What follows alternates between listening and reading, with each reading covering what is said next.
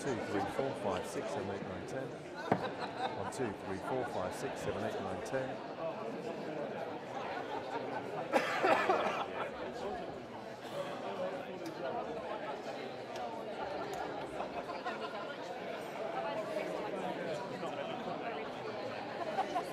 1, 2, 3, 4, 5, 6. 1, 2, 3, 4, 5, 6, 7, 8, 9, 10. 1, 2.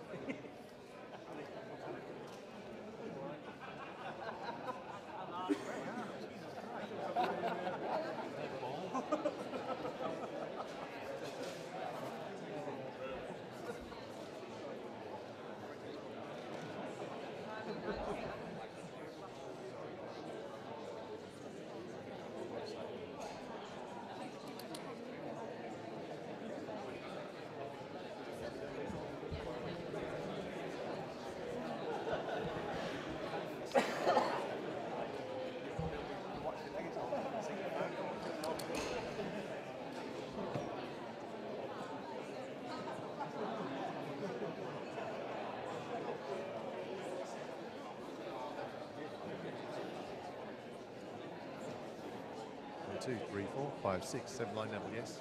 Perfect.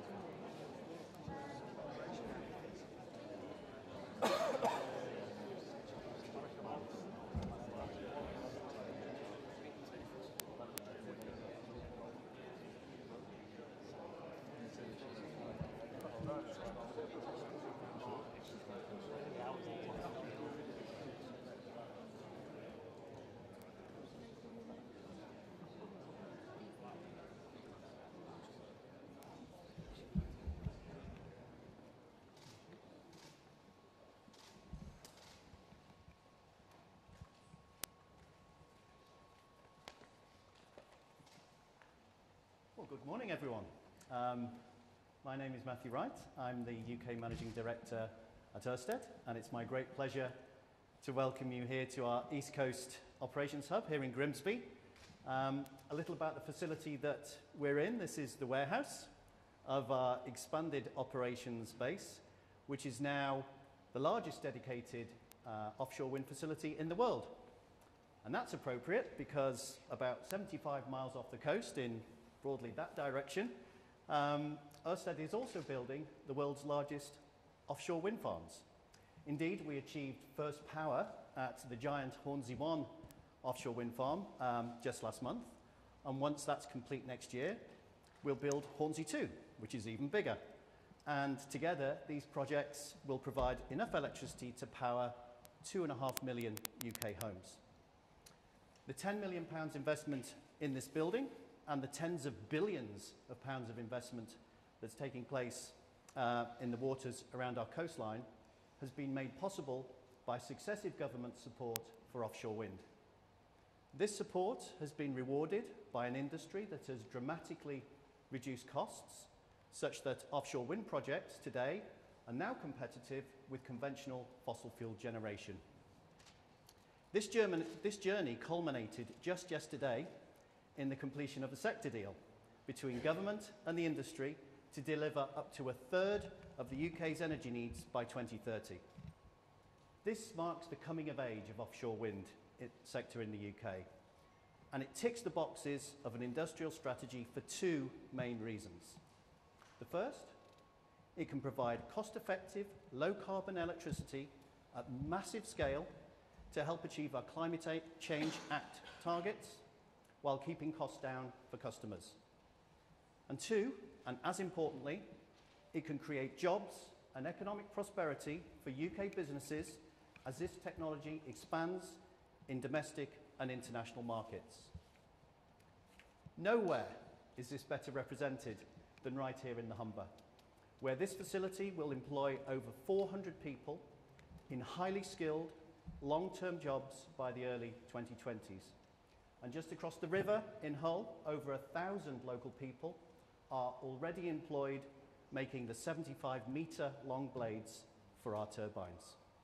This is clean growth and industrial strategy in action, and we are privileged to be a part of this community to transform it to a brighter, greener and more prosperous future. Now, my other duty this afternoon is to introduce our very special guest, who has generously spent time visiting our facility, meeting some of our fantastic employees and learning about our story so far and our future plans. Please welcome Prime Minister Theresa May.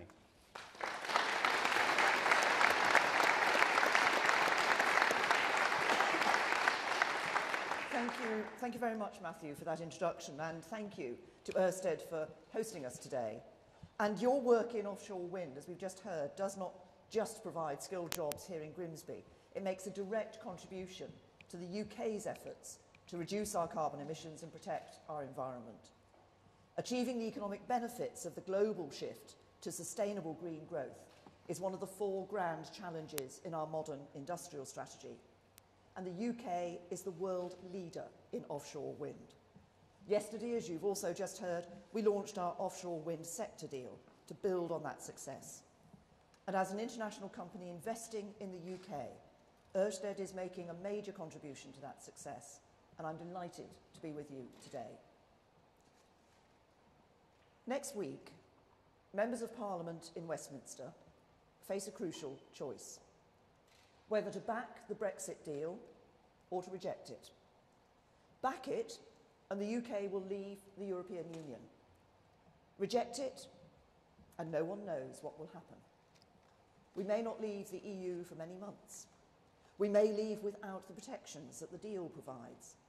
We may never leave at all. The only certainty would be ongoing uncertainty. Months more spent arguing about Brexit when we could be focusing on improving our NHS, our schools and our communities. It will be for the 630-odd MPs at Westminster who will be voting next week to take this decision. But they will take it on your behalf, and on behalf of tens of millions of people across the UK. Parliament gave the decision to leave or remain in the European Union to you. 33.5 million people took part in the referendum, the biggest turnout for a generation. The result was close, but it was clear.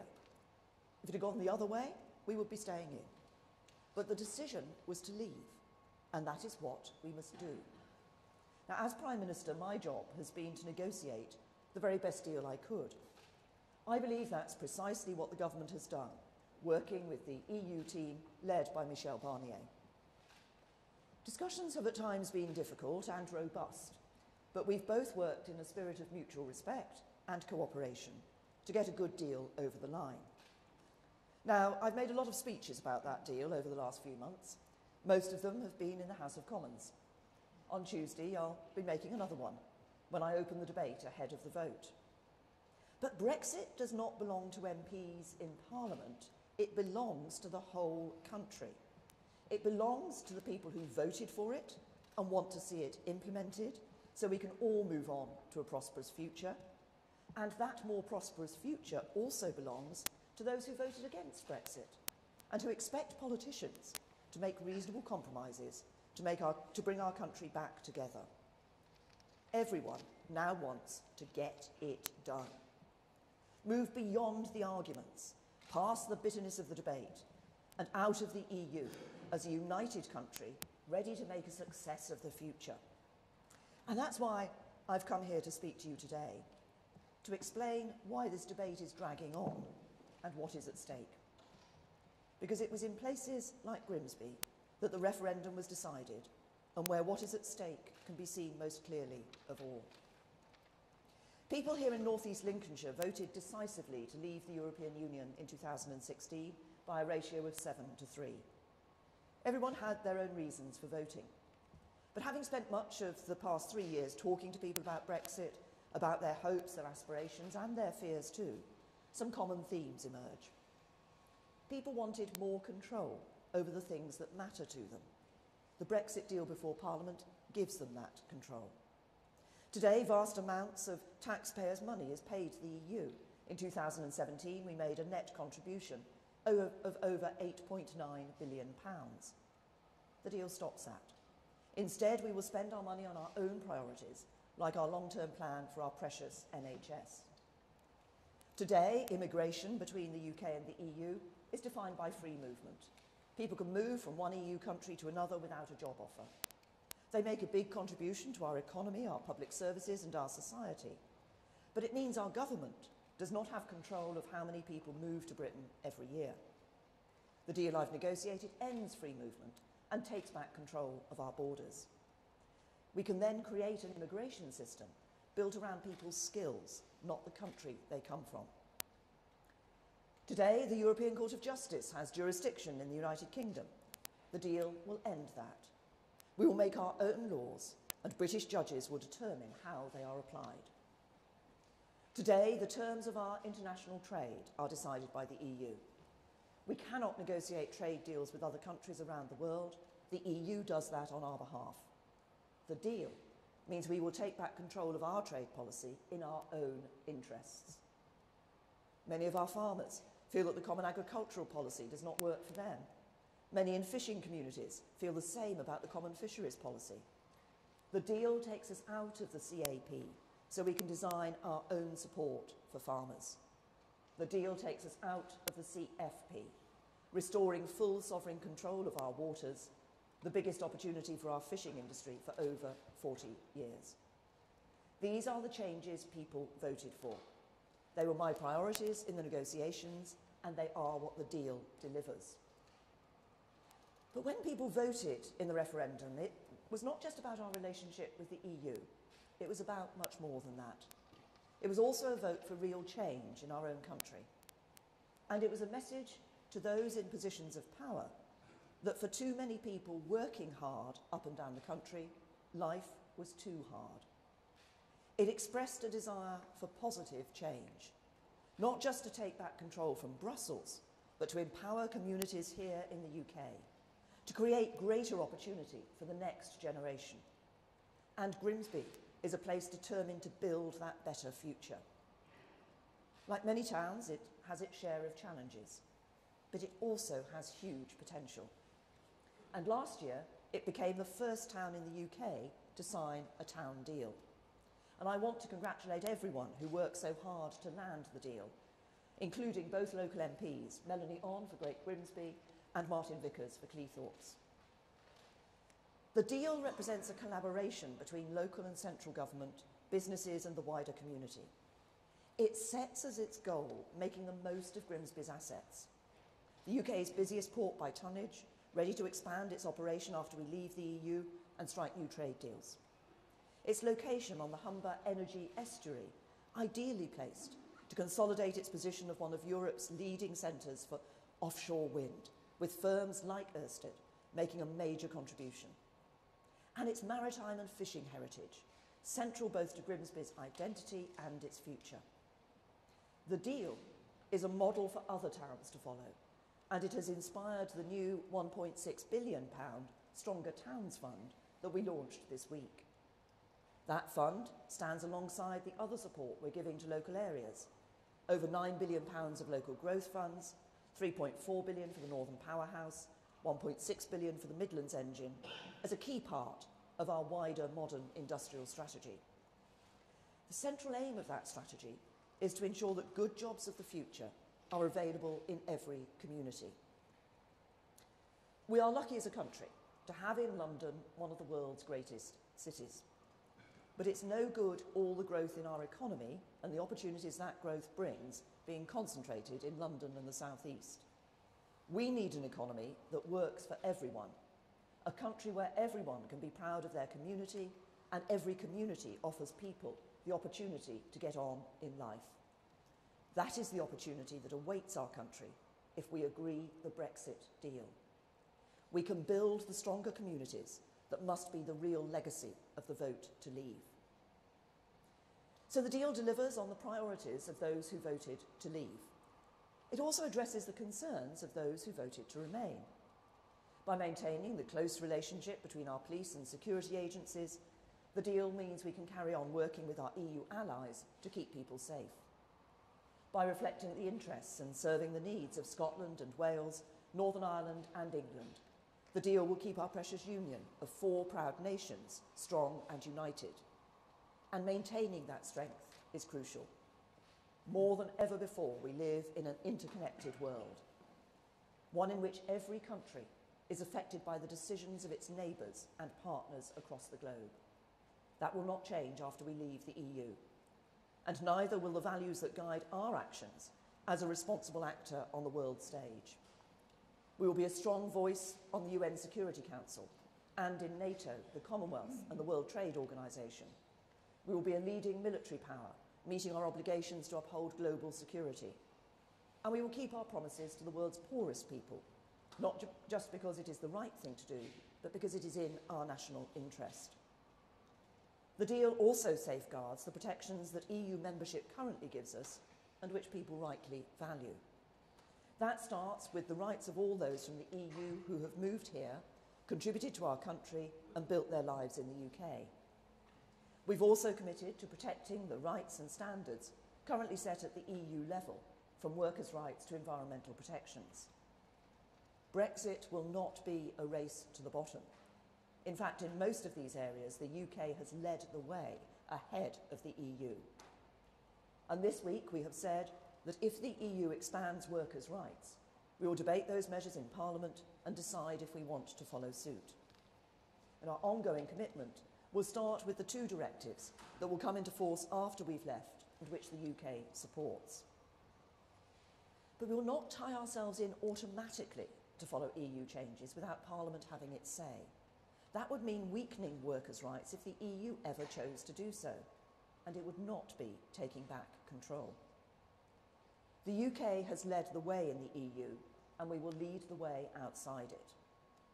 Leaving with the deal means workers' rights will be protected, and if they back the Brexit deal on Tuesday, MPs will give our whole economy a boost. In spite of the unavoidable uncertainty of the Brexit process, our economy continues to do well thanks to its underlying strengths. The employment rate is at a record high. The unemployment rate is at a 40-year low. Borrowing this year is at a 17-year low, and debt is falling. Just imagine how much more we could achieve with the certainty of a deal. Our energy would be focused on building our future relationship, forging new trade deals with the rest of the world, and tackling the other issues that matter to people. Businesses will invest and create more jobs. Money that would be spent guarding against the economic shock of a no-deal exit could be put to better use on the services people need and on growing our economy. And the UK would send a message around the world, a giant open for business sign to investors. The democratic case for backing the deal is clear, and so is the economic case. It not only removes the risk of a no-deal exit, it allows us to reap the enormous benefits of leaving with a deal. I've set out why I believe MPs should back the deal next week. It takes back control of the issues people care about, it delivers the change that communities voted for, it protects the things we value, and it sets us on course for a prosperous future. Next week, Parliament will make its choice. In January, MPs said no to the deal for a variety of reasons. Some wanted to stop Brexit altogether. Jeremy Corbyn opposed it because he wanted a general election and said he would vote against the deal without even reading it. But others voted against it because they had genuine concerns and they felt there was time for the government to get changes to address them. And the biggest concern was about the so-called Northern Ireland backstop. Backstop's an insurance policy. It's there to guarantee that if we run out of time to agree our new relationship with the EU during the next phase of the negotiations, it will not lead to a hard border between Northern Ireland and Ireland. Like any insurance policy, no side ever wants to use it. It's part of the deal that the backstop cannot be permanent. And it's not in the EU's interest for it to be permanent, because they fear this would give us a competitive advantage in the long term.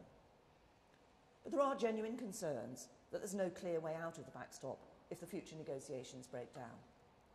I've taken those concerns to Brussels, I've explained them to every single EU leader, and we've put forward serious, detailed proposals to address them.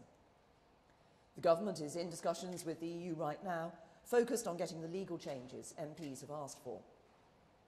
As I've said before, this will not in any way alter our enduring commitment to the Belfast Good Friday Agreement and to avoiding a hard border in all circumstances.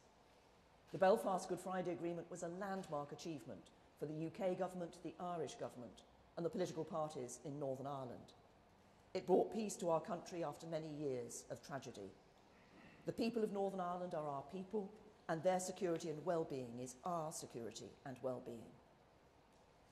But just as MPs will face a big choice next week, the EU has to make a choice too. We're both participants in this process. It is in the European interest for the UK to leave with a deal. We're working with them, but the decisions that the European Union makes over the next few days will have a big impact on the outcome of the vote. European leaders tell me they worry that time is running out and that we only have one chance to get it right. My message to them is now is the moment for us to act. We've worked hard together over 2 years on the deal. It's a comprehensive deal that provides for an orderly exit from the EU and that sets a platform for an ambitious future relationship.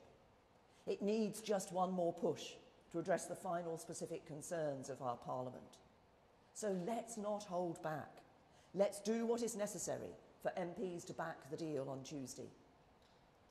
Because if MPs reject the deal, nothing is certain. It would be at a moment of crisis. MPs would immediately be faced with another choice. Either we leave the EU with no deal on the 29th of March, I don't believe that would be the best outcome for the UK or the EU, or we delay Brexit and carry on arguing about it, both amongst ourselves and with the EU. And that's not in our interests either. More talking will not change the questions that need to be settled, and a delay risks creating new problems. If we were simply asking for a bit more time to pass the legislation we need to implement Brexit once we've agreed the deal, a delay would be straightforward.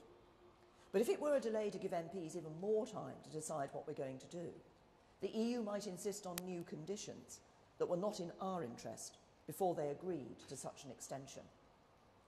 And that might lead to a form of Brexit that does not match up to what people voted for. It could mean no end to free movement, no ability to strike our own trade deals, no end to the big annual payments, no taking back control, which is what the British people voted for. And a delay could lead to something else, a second Brexit referendum. The chances of that have increased since Jeremy Corbyn said he would back one. It's become clear to me that Jeremy Corbyn isn't really interested in finding a solution.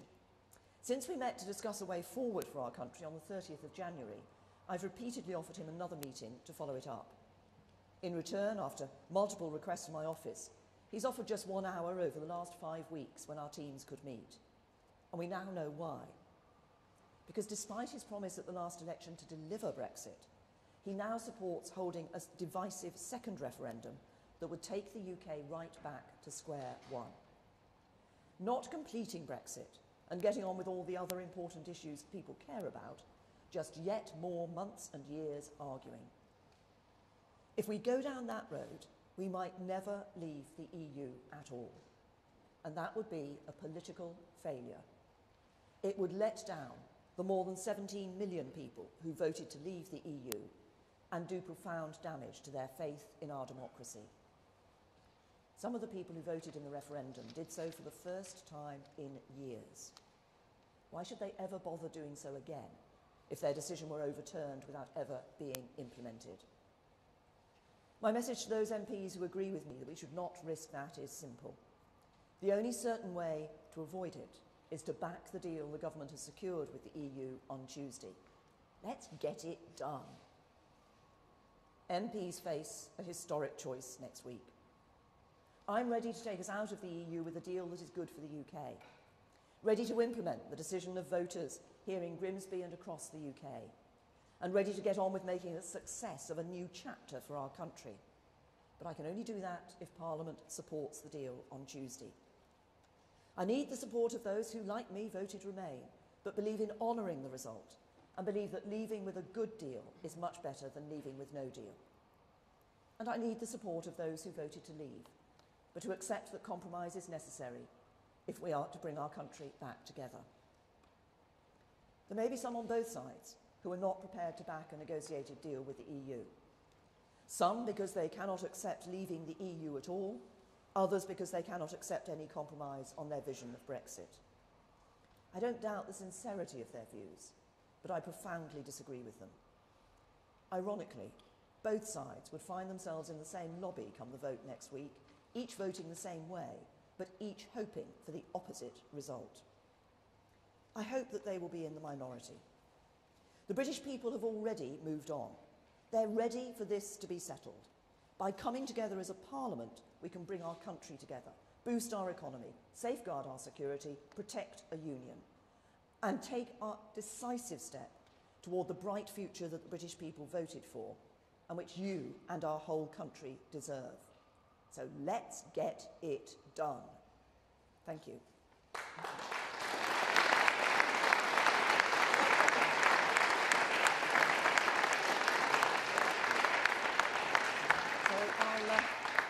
I'll just take a few questions from the media. Beth?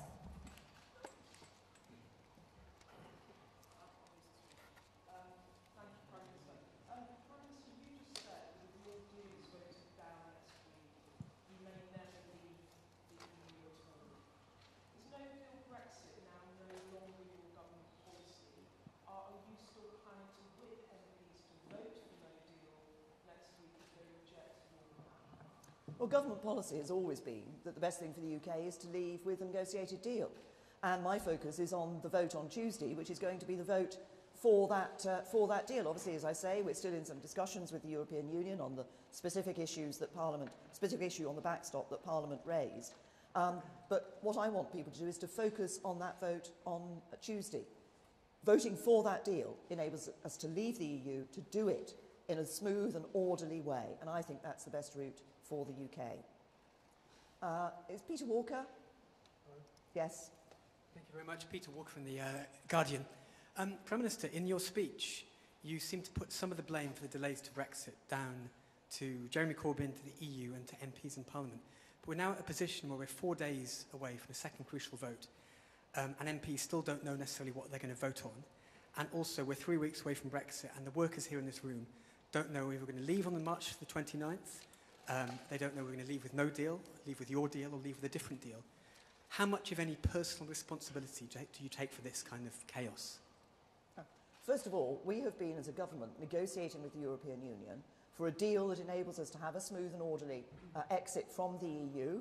That we triggered Article 50, the 2 years ends on the 29th of March. Obviously, Parliament rejected the deal that I brought back. Parliament needs to support the deal, to ratify the treaty that lies behind that deal.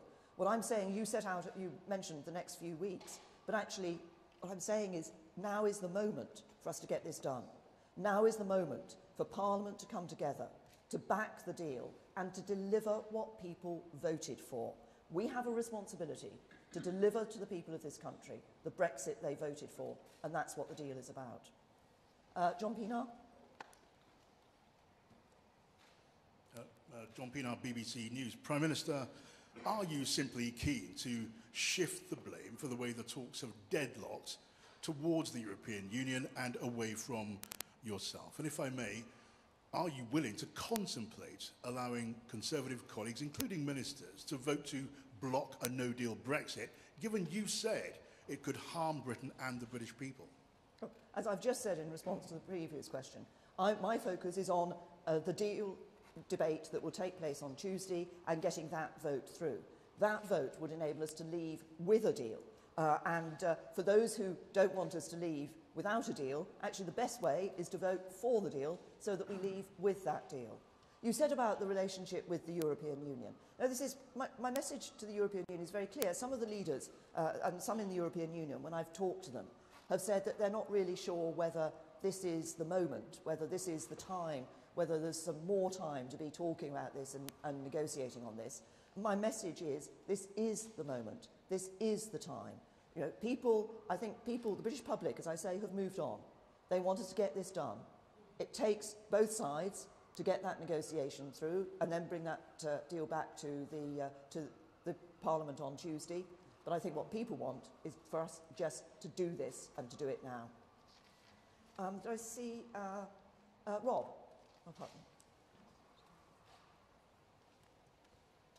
Rob Hutton from Bloomberg. Prime Minister, I mean, the ship has sailed on a smooth and orderly Brexit some time ago. There are, in fact, ships sailing around the world now that don't know what customs regime they're arriving in. We're already in chaos. There are already business leaders tearing their hair out over the mess that they're in. Do you think that you owe them an apology? And do you think that you owe it to them? We all understand why it is that you don't want to talk about what happens after Tuesday, but real people with real lives, real important decisions need to make decisions. They need to know, assuming this doesn't go through on Tuesday, what happens then. Are you going to take no deal off the table, or are you going to sort of continue this Tory psychodrama? Well, can I say, Rob, I mean, I think this is the third time I will have answered this question. Look, the thing for everybody to focus on, I think that the best thing that we can do, individual members of Parliament can do on Tuesday, when we're looking at the issues that you raise. You talked about businesses, about the ships that have already sailed, already sailing to be received in ports where they're not sure what the arrangements would be for the future. The best thing that individual members of Parliament can do in that circumstance is vote to end that uncertainty. Vote to end that uncertainty by voting for the deal. Then we do have the smooth and orderly Brexit that is possible. If MPs don't vote for that deal, what we know is that the one certain thing we know is that we will see ongoing uncertainty. We can bring certainty to those businesses by voting for the deal on Tuesday. And I see Jack from the Telegraph. Thank you. Jack Maiden from the Daily Telegraph. Prime Minister, is it still possible for the United Kingdom to leave the European Union on March 29th, or is a delay of some form now inevitable given the amount of work that Parliament must do to prepare for our departure? Thank you. Well, the first thing, if MPs vote for the deal on Tuesday, then what happens is, as you know, the usual channels, there are processes in Parliament, get together and work out how they can take through the necessary legislation. And that would happen when a vote goes through on Tuesday. And the last one I'll take from Patrick from the Grimsby Telegraph. Hello, Patrick Daly from the Grimsby Telegraph. Prime Minister, this week you've laid out your sector deal for the offshore wind sector, and you've also made the concession on workers' rights. I wondered how much of this week was orientated towards this Grimsby visit and persuading both the town, the constituency MP Melanie On, and other like-minded Labour MPs in Leave voting constituencies to back your deal next week. Well, first of all, a number of MPs across the House have raised the issue of workers' rights and their concern about what would happen in the future. We've been talking to them about the right approach to take, and I believe that it's absolutely right, as we say, that as the EU moves in future on workers' rights, then Parliament will have an opportunity to look at those and to say whether the UK should follow those changes in rights. But it shouldn't be automatic, because if the EU were to reduce workers' rights, then we would find ourselves having to do that. So I think it's important that Parliament makes those decisions. And don't forget, there are a number of areas where rights here in the UK are actually already in advance and better than those that are provided for from the European Union. You mentioned the sector deal. The Energy Minister, Claire Perry, is here. She was involved in that, as were individuals here from Ørsted. And this is something that hasn't just happened this week. It may have culminated this week, but I can assure you it's been, I think, 2 years in the making sure that we get this right. But it's hugely important for an area like this. As I say, we are now a world leader in offshore wind. And offshore wind is bringing high-skilled jobs here and to other parts of the United Kingdom. There are real opportunities. What we're aiming for, that ensuring that a third of our energy generation is generated by offshore wind by 2030, is enormous. That means significant increases in jobs, high-skilled jobs here in the UK. It's good for the UK and it's good for Grimsby. Thank you. Prime Minister, only one question from a woman reporter on International Women's Day. It's a pretty poor show, isn't it? You had answers from all the Only one question.